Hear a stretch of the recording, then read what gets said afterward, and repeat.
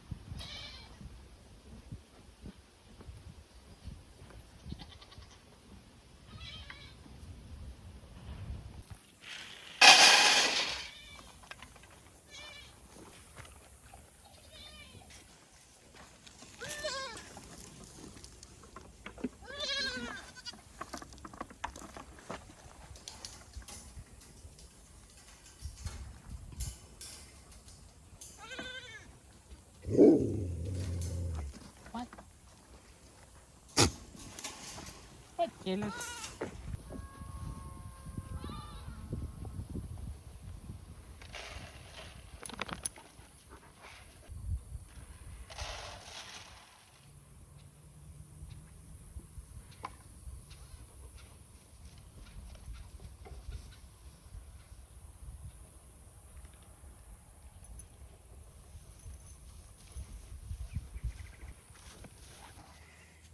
You going in and take your medicine? Why are these flies so... Look at this. Yeah.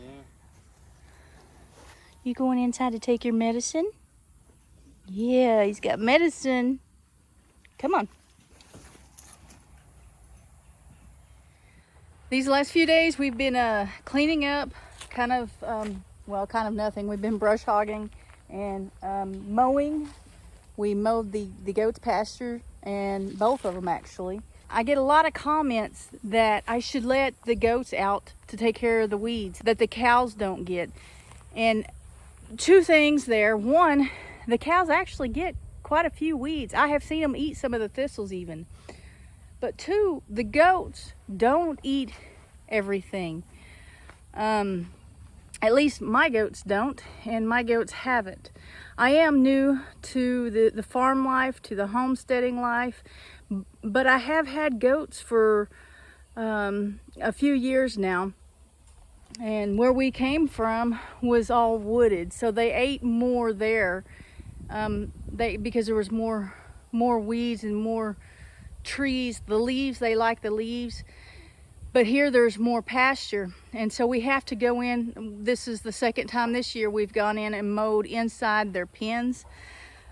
You know, leave a comment down below if you have goats, and if you have to go in behind your goats and mow when they're all out on grass. And also, if you don't have to mow, what kind of goats do you have? They don't get everything. I want to go back to the cows. I have Dexter cows. I am very pleased with how much they do eat. They eat a lot more weeds than I expected them to. And I took them out of this part the other day. I took them out. Let me turn the camera around. I took them out of here the other day and put them back over. There's a electric fence here, not in that part, but the next part over. I'll put them back over there to get some more grass. This had a lot of weeds that they weren't going to eat. It got all overgrown with weeds, and I went ahead and brush hogged it yesterday and today. But as you can see, well, I don't know if you can see, but back there, that back pasture, that's ours. There's a lot of Johnson grass back there, and they had access to that. I'm hearing a lot of different things about Johnson grass and whether it can kill your cows or not. The way I understand it is there are 2 times that it's can be poisonous to the cows, enough to kill them, and that is when you're going and when you're in a drought and when there's a freeze, or at least the first freeze. I'm not totally sure on that, if it's just the first freeze or freezes in general, you know, like winter time. It's supposed to be okay once it's hayed, but other than that, it can kill the cows. But that's not been the case with us. I don't know. Well, they are eating it because there was a bunch over here in that one, and they did eat that. But during that time, we weren't we weren't in a drought then, so maybe that's the difference there. But they did eat that down pretty good. But I went in and cleaned up and brush hogged it here a couple of weeks ago. Anyway, we are just cleaning up, getting ready for winter. I want to, you know, brush hog it down, kind of get rid of the weeds anyway, and you know, for winter. And we're weed eating around the shop and the buildings and the fences, just trying to get things cleaned up. We are also getting ready for winter by purchasing feed and hay. We do have our hay purchased and most of our feed. I say our hay. We got enough hay for the cows, I think. New to cows here, and I need probably, it's gonna be hard to tell, probably 10 bales for the goats, 10 bales, square bales for the goats, 10 more. I've got some in the shop, but that's what we've been doing here lately. I think I'm gonna stop here in the shade and talk for a minute. We do have our firewood for the winter. You know, they are telling us that the winter is going to be a rough winter. I don't know if that means just really cold or a lot of snow and ice. Don't know what it means, but my heat is a wood stove, and we've got plenty for the winter. I know that we have enough wood for the winter because we did this last year. This is we're in September.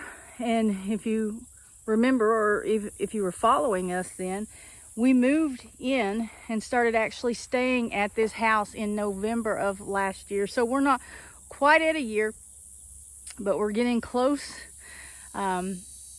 We've done a lot here on the outside. We've not done a whole lot on the inside. It was a total remodel, and it still is. I still don't have counters, a kitchen at all. I don't have, you know, washer and dryers hooked up. We don't have any kind of flooring other than the plywood that we had put down. There are still walls that need sheetrock put up, and definitely there's a lot of mudding and taping that needs to go on before we can even paint. And hopefully, I keep saying this, but hopefully that's gonna be soon. Probably not very much of that's gonna be done by us, which was originally the plan, but it's probably just not gonna happen. It's better if somebody else does it, get it done right. We have worked on the chicken run and coop a little bit, and we are really close to being done on that. So once we get the top on the run, once we get the fence part on the top of the run, we're gonna put the turkeys over there. Right now I can't put the turkeys in because the turkeys can and do fly.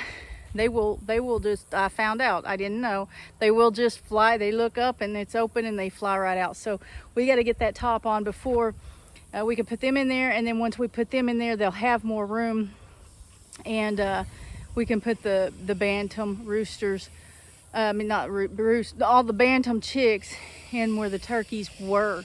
I'm kind of toying with maybe getting rid of the bantams because I'm not, other than them being different, cute, little, small, mini me's, whatever, not mini me's, but mini chickens. There's really not much of a purpose for them for me out here. I could see maybe having a smaller place or something, But out here, they're just kind of cool to look at sometimes. But they're also, now I'm gonna take care of them, and that's just more work. Put in the comment what you think about that, about the bantams. Are there other purposes to the bantam chickens than I'm seeing that, where is it, that door back there? It's kind of off track. Is there another purpose for bantams other than just like looking cool? Or maybe, I don't know, if you can't have a bigger coop and run because of, you know, not having the room. Leave a comment, let me know. Oh yeah, we have this rooster. I still haven't done anything with him.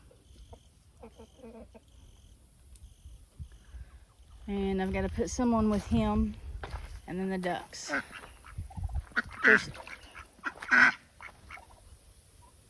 They're good right here, right now. Ducks are easy. They're just messy and loud and messy. Real messy. He just filled this water up. If I step back, if I leave and come, well, here she comes. 5 minutes, and it's, yeah, that's their drinking water, and that's what they do. And it doesn't matter if it's in, doesn't matter if it's in one of the little, I don't know, one of them things. Not that one, but that's one for food. But it doesn't matter. They get it. They get it messy. They're messy. We've got a lot of limbs that we need to trim, and we need to do that soon. You know, I'd like to do it when it's cooler, but I want to do it now while there's leaves on there and the goats can eat it, because they love leaves off of the tree and they love the bark. And they don't have that right now where they are.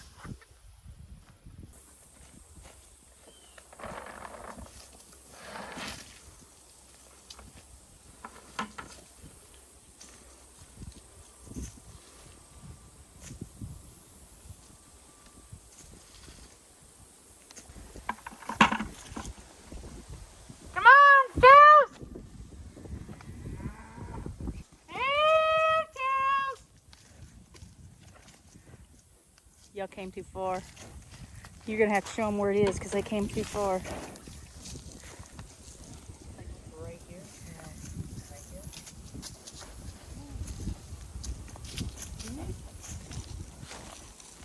here. Hey, cows! Go over here.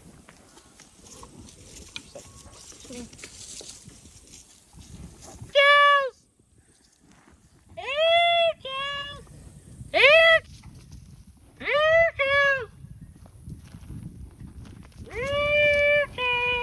Okay, all cows are here, plus some.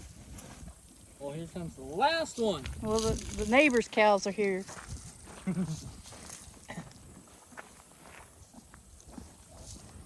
Come on, Jake. Man, he doesn't get in a hurry to get anywhere, does he? Nope. Except then. He took about 3 steps pretty quickly. Oh, there's real food here.